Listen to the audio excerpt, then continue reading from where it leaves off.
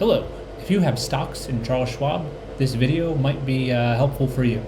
So Charles Schwab is a bank, and it also has stocks and bonds and a bunch of other financial instruments. And I'm curious what happens in light of all the recent bank failures. What happens if Charles Schwab Bank fails?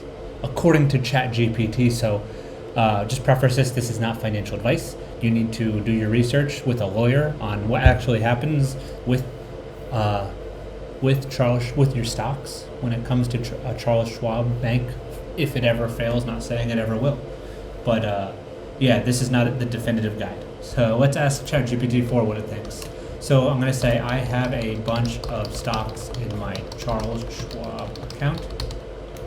What happens if this brokerage fails? What happens to my stocks? If a brokerage like Charles Schwab were to fail, your stocks and other securities would still be protected. Brokerage firms in the United States are required by law to be members of the Securities Investors Protection Corporation. I've never heard of this before, SIPC, which provides limited protection to customers in case of brokerage fails.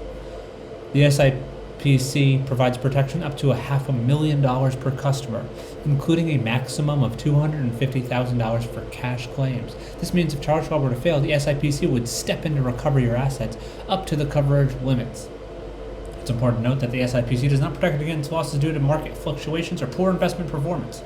In addition to SIPC protection, brokerage firms like Charles Schwab often carry additional private insurance to provide coverage beyond SIPC limits.